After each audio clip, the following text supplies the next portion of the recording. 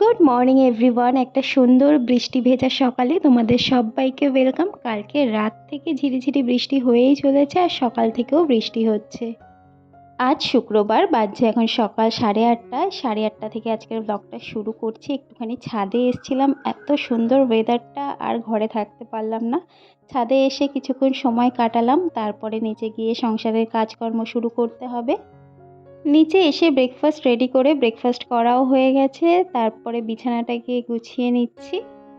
সকালে উঠে চেষ্টা করি আগে বিছানাটা গুছিয়ে নেওয়ার, তাহলে কিন্তু ঘরটা অনেকটাই বেশি পরিষ্কার মনে হয়। কিন্তু বর যেহেতু ঘুমাচ্ছিল তাই জন্য আর বিছানাটা গোছাইনি। এখন ব্রেকফাস্ট করে এসে বিছানা ঝেড়ে বিছানাটাকে গুছিয়ে নিলাম।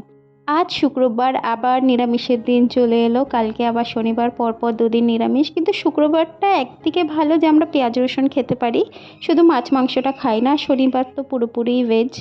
আর এই শুক্রবারের নিরামিষটা বেশি দিন খেতে হবে না। আজকে শুক্রবার, তারপরের শুক্রবার হচ্ছে গুড ফ্রাইডে। গুড ফ্রাইডে অবধি লাস্ট, তারপর থেকে আর কোনো শুক্রবার মানার দরকার নেই। বিছানা গুছিয়ে ঘরে যে জিনিসগুলো অগোছালো হয়েছিল সেগুলো গুছিয়ে দিলাম। আর কিছু জামা কাপড় ছিল ধুতে হতো, সেগুলোকে বাথরুমে ভিজিয়ে রেখে এলাম। তারপরে এই টি টেবিলটাকে একটু কলিন দিয়ে মুছে নিচ্ছি, দিয়ে রান্নাঘরে চলে এলাম রান্না বসানোর জন্য। আর আজকে একটা স্পেশাল জিনিস রান্না করব, সেটা হচ্ছে ঝিঙের ছোলা বাটা। এটা আমি আগেও এক দুবার খেয়েছি, ভীষণ ভালো লাগে খেতে।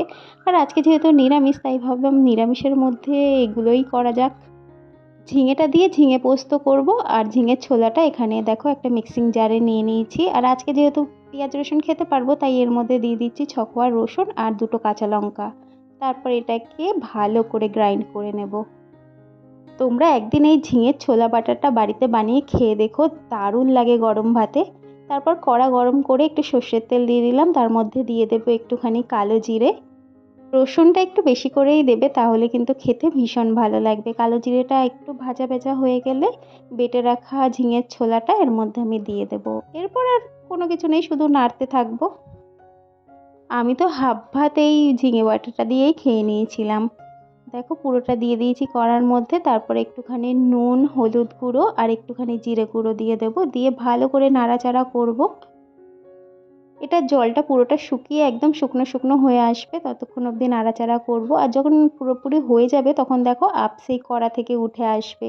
এরকম হলে বুঝতে পারবে যে ভাজাটা ভালোভাবে হয়ে গেছে। তারপর লাস্টে এর মধ্যে একটুখানি চিনি দিয়ে দেবো। এটা একটু ঝাল ঝাল, একটু মিষ্টি মিষ্টি হয়, তবেই খেতে ভালো লাগে। তারপর বাটিতে নামিয়ে উপর দিয়ে একটু কাঁচা সর্ষের তেল ছড়িয়ে দেবো অল্প করে। তাহলেই রেডি আমার ঝিঙের ছোলা বাটা। আর এখানে দেখো করছি লাউ দিয়ে মুসুর ডাল। লাউটা আমাদের গাছের। আর এই যে ঝিঙের ছোলাটা বেটেছিলাম, সেই ঝিঙেটা দিয়ে ঝিঙে পোস্ত করছি। আর করব একটুখানি বড়া ডালের সাথে খাওয়ার জন্য। এখানে বাঁধাকপি, পেঁয়াজ আর নুন হলুদ যা যা লাগে সব কিছু দিয়ে বেসন দিয়ে ভালো করে মেখে নিয়েছি। একটুখানি চালের গুঁড়োও দিয়েছি, তাহলে বেশি ক্রিস্পি হবে। রান্না বসিয়ে দিয়ে আমি চলে এসেছি বেডরুমে ডাস্টিং করার জন্য। আজকে একটু কলিন দিয়ে সব সেলফগুলোকে ভালো করে মুছে নেব। সপ্তাহে 1-2 দিন করে আমি এরকম কলিন দিয়ে সেলফগুলোকে মুছে নিই, বাকি দিনগুলো তো ডাস্টিং করি, তোমরা দেখতে পাও। সংসারের সকল কাজের দায়িত্ব যখন আমার, তখন আমি নিজের মতো করে নিজের সময় বুঝে কাজগুলোকে করি। রান্নাটা বসিয়ে দিয়ে সেই ফাঁকা টাইমটায় ডাস্টিংগুলো করে নিচ্ছি। ড্রয়িং রুমের এই কাচের সেলফগুলোকেও সপ্তাহে 2 দিন করে কলিন দিয়ে মুছতে হয়, নাহলে একটা সাদা সাদা ভাব চলে আসে।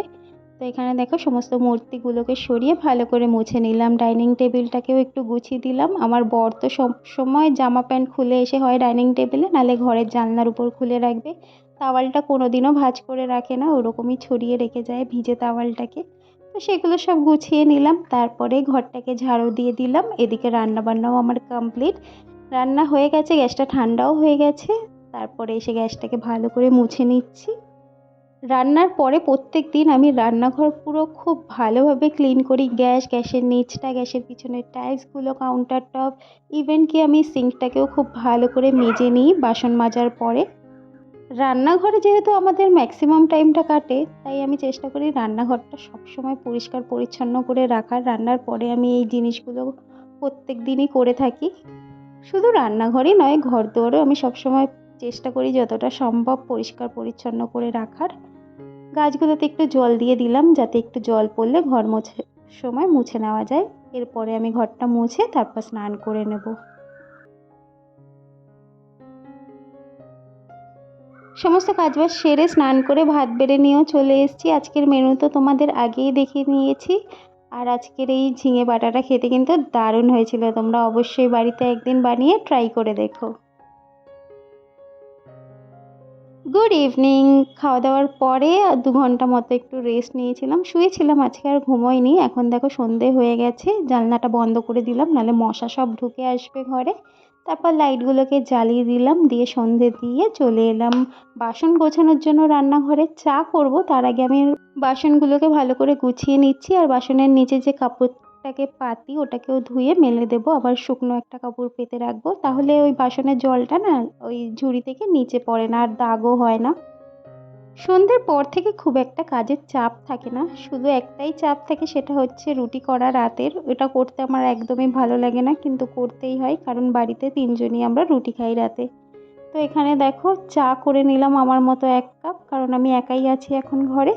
তো চাটা করে এখানে বসে আয়েশ করে চাটা আগে খেয়ে নিলাম, তারপরে যাব রাতে রুটি করতে, এখন একটু পরে 8টা নাগাদ। আর আজকে রাতের ডিনারে ছিল 3 কোনা পরোটা, আলুর চচ্চড়ি, আর চাটা বরের জন্য ছিল। তো চলো ব্লগটা এখানেই শেষ করছি। ভালো লাগলে please do like, comment, share and please subscribe my channel. দেখা হচ্ছে নেক্সট ব্লগে। Tata, good night.